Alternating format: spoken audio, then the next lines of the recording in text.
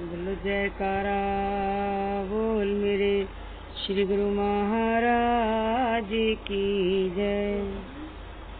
अब वह लड़की और उसका पिता जब प्रसन्न वदन अपने घर में आए तो परिवार वाले उनके खिले चेहरे देखकर हैरान हो गए।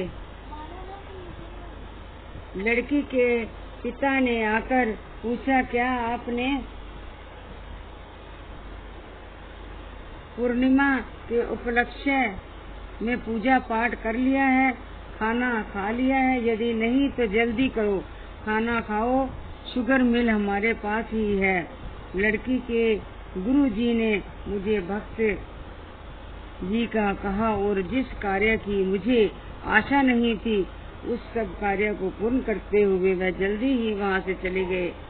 भक्त जी की बात को सुनकर एक पल को तो परिवार वाले ही हक्के बक्के रह गए। उन्हें अपने कानों पर विश्वास ही ना हो रहा था।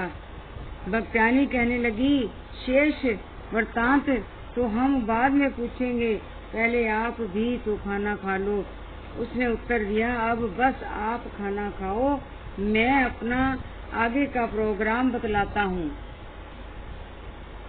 उसके मन में श्री गुरु महाराज जी के प्रति अतुलनीय श्रद्धा और विश्वास के दीप जग रहे थे, मानो उसके पूर्व जन्मों के संस्कारों ने पलटा खाया। मन ही मन सोचने लगा, अहो मैं उन महापुरुषों की दिव्य मुस्कान को भी न समझा। उन्होंने आते ही मुझे भक्त जी कहकर पुकारा और कितने बड़े भंवर में से एक पल में ही बाहर कर दिया। मैंने उस समय इतना बड़ा कार्य संपन्न होने पर भी उन्हें धन्यवाद का शब्द तक न कहा। कहने लगा कि मैंने तो वह ठान लिया है कि अब जब तक तेजोमयी उन महापुरुषों से भेंट न होगी तब तक खाना नहीं खाऊंगा। वह उसी समय अपनी लड़की को साथ लिए ग्वालियर की ओर चल दिया। वहां पहुंचकर अपने घर में हुए सारे वृतांत को अपनी बहन को बताकर उससे श्री प्रभु जी के दर्शन करवाने का अनुरोध किया। उसकी बहन ने कहा, उस समय तो श्री गुरु महाराज जी परम धाम में श्री दर्शन दे रहे थे, अब मुझे क्या मालूम कि उनका प्रोग्राम वहाँ पर है या नहीं। वह बहन को साथ लेकर परमधाम आश्रम में गया। परमधाम में जाकर उन्हें विदित हुआ कि श्री प्रभु जी ने अहमदनगर से होते हुए अब श्री प्रयागधाम की ओर प्रस्थान किया है। साथ में यह भी मालूम हुआ कि अहमदनगर राहुरी से केवल 1.5 घंटे का रास्ता है और अहमदनगर से श्री प्रयागधाम 2.5 घंटे का रास्ता है। आश्रम वालों ने कहा, यदि आप उसी समय वहां से उस तरफ चल देते तो शीघ्र ही श्री दर्शन हो जाते। उस समय तो श्री गुरु महाराज जी श्री प्रयागधाम में विराजमान है। परमधाम में महात्मा जी ने उसे अहमदनगर आश्रम का पता देकर कहा कि वहां पहुँच कर श्री आज्ञा मंगवाना, फिर श्री प्रयागधाम जाना। उसके मन में यह दृढ़ संकल्प था कि उसने श्री प्रयागधाम पहुंचना है। उस हेतु पहले वह अहमदनगर आश्रम में पहुंचा और वहां से श्री प्रयागधाम का पता मालूम कर वहां पहुंच गया। इस प्रकार उसे मार्ग में ही 7 दिन लग गए। वहां जाते ही विदित हुआ कि आज ही प्रातः श्री सतगुरुदेव जी महाराज जी ने पचगनी आनंद धाम के लिए प्रस्थान किया है और आज का दिन पूर्ण आश्रम में ही विराजमान रहेंगे। यहाँ पर 3 दिन बाद कृपा फरमाएंगे। उसके मन में विचार का तूफान उमड़ रहा था कि हे भगवान, मैं तो इंसान हूँ, आपने अपना चमत्कार तो दिखा दिया, अब मेरे संकल्प को भी पूर्ण कर दो, मुझे दर्शन दो। पुणे में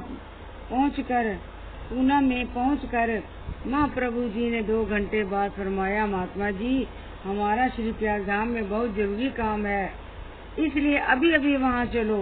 उधर भक्त जी पुकार और उधर भगवान भक्तों का विरध संभालने के लिए श्री प्रयागधाम में पहुँच गए। मधुर मधुर हार्न करती हुई कार बिना सूचना दिए जब श्री प्रयागधाम पहुंची तो सब गुरुमुख प्रेमी भक्त भागते हुए अंदर सत्संग भवन की तरफ पहुँचे। श्री प्रभु जी को अचानक आया देख कोई तो कहे कमाल है और कोई कहे कि प्रभु जी की महिमा बेमिसाल है। श्री प्रभु जी दर्शन देने के लिए सत्संग भवन में विराजमान हुए। वह राहुरी का परिवार भी सबके साथ वहाँ श्री दर्शन करने आया। श्री गुरु महाराज जी ने मुस्कुराते हुए और आशीर्वाद देते हुए उस भक्त को पास बुलाया। फरमाया, भगत जी कभी हम तुम्हारे पीछे और कभी तुम हमारे पीछे। यहाँ पहुँचने की इतनी क्या जल्दी थी? हमें तुम्हारे लिए अपना पंचंगनी का कार्यक्रम स्थगित करना पड़ा। उसने विनय की, आप भगवान हैं, मैं इंसान हूँ। मैं उन गूढ़ भक्ति विषयों को नहीं जानता। आपने मेरी अंतर आत्मा में जागृति भर दी। मैं सत्यनारायण भगवान की पूजा करता था, परंतु ऐसा विश्वास भी नहीं था कि कभी वे आकर मुझे दर्शन देंगे और मेरे संसारी कार्य के भंवर से मुझे उबारेंगे। आप सत्यनारायण भगवान के रूप में दर्शन देने के लिए आए और मुझे दुख संकट के अंधेरी में बटने से बचा लिया। महाराज, मैं उस समय धन्यवाद के 2 शब्द भी अर्पण न कर सका। अब मुझ पर कृपा कीजिए, नाम दीक्षा दीजिए। मेरी यही प्रार्थना है कि जैसे इस लोक में सब मेरी सहायता करने पहुँचे हो, इसी प्रकार अब परलोक में भी पार लगा देना। आप जी ने मुझे भक्त जी कहकर संबोधित किया है, तो अब मुझे अपना भक्त बना लीजिए। लड़की ने विनय की कि पिताजी ने पिछले 7 दिनों से कुछ खाया नहीं। श्री प्रभु जी ने उसी समय उसे भोग प्रसाद दिया और फरमाया, यह तुम्हारे पूर्वोल्य जन्म की कोई अड़चन थी, जिससे माया का एक झकोला आया और तुम महापुरुषों की संगत को प्राप्त न कर सके। अब पूर्व पुण्यों के अनुसार संयोग बना है, तो उसका पूर्ण लाभ उठा लो।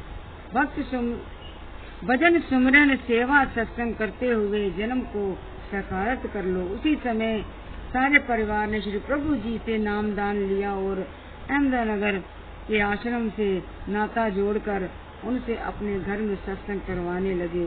महापुरुष दिन रात परमार्थ में जुटे रहकर किन किन रूहों का उद्धार करते हैं, यह जानना जीव बुद्धि के परे की बात है।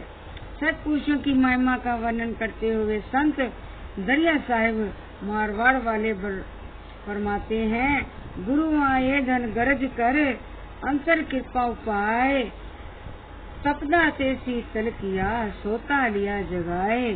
जैसे सतगुरु तुम करी मुझसे कछु न होए, विष बाड़े विष काढ़ कर दिया अमृत मोए।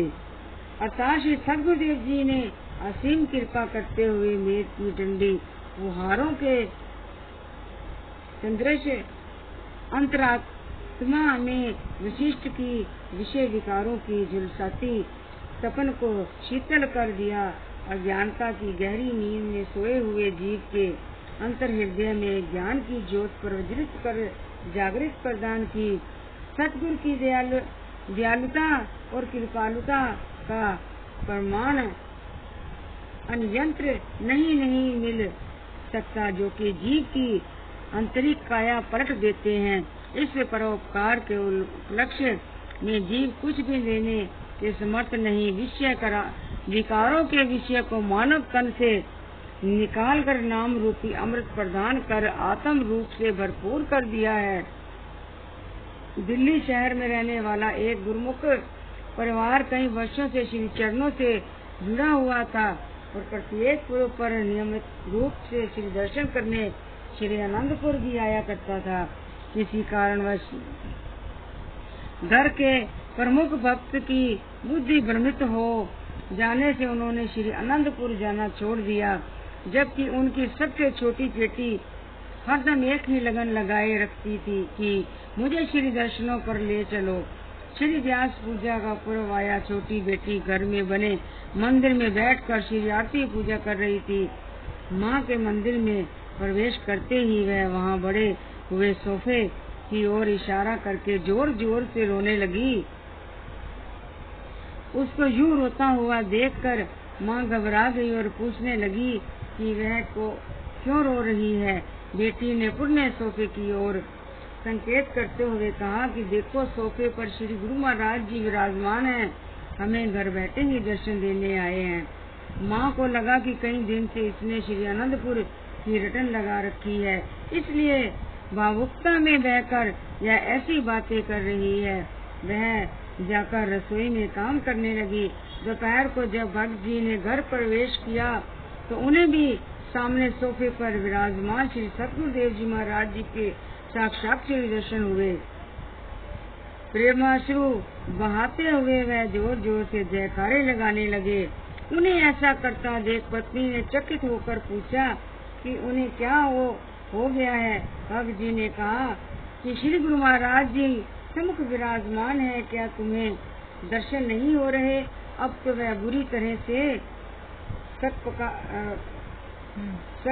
पका गई। श्री मंदिर में जाकर दंडवत प्रणाम कर क्षमा याचना करने लगी कि हमारी अज्ञानता के कारण आपको कितना कष्ट हो रहा है।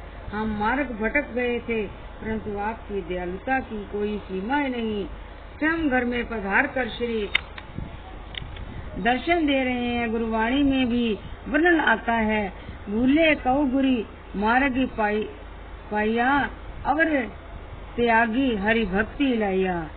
सतगुरु ही भूले हुए को मार्ग दिखलाते हैं और उसे अपने श्री चरणों से जोड़कर भक्ति को और अग्रसर करते हैं।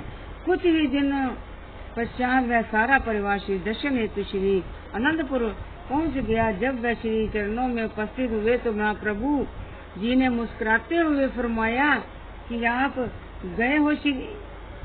आ गए हो श्री आनंदपुर, सबको दर्शन हो रहे हैं। सबने अपनी भूलों की क्षमा मांगते हुए विनय की, प्रभु हम पल पल भूलनहार हैं, आप परम हितकारी और बख्शनहारी हैं। हमारी त्रुटियों की ओर ध्यान न देते हुए अपनी कृपा का वरदु हस्त रख कर अपने इस कोमल तन पर अनेक कष्ट सहन कर हर विषम परिस्थिति से उबार लेते हो। आप विरध संहारनहार हैं। सबने महाप्रभु जी का कोटि कोटि आभार व्यक्त किया। महापुरुषों की महिमा का वर्णन करते हुए संत चरणदास जी कथन करते हैं, भ्रम निवारण भय हरण दूर करन संदेह, सोता खोले प्रेम का सोसम गुरु करि लोई। महापुरुष जीव बुद्धि पर बड़े हुए भ्रम के आवरणों को भस्मीभूत कर देते हैं, काल माया के भय से प्राण दिला देते हैं। उनके पावन श्री चरणों में प्रेम के अकूट खजाने हैं। जो जी एक बूंद आत्मसात कर लेता है, वह परमानंद की अनुभूति कर मालिक से एक हो जाता है। बोलो जयकारा बोल मेरे श्री गुरु महाराज की जय।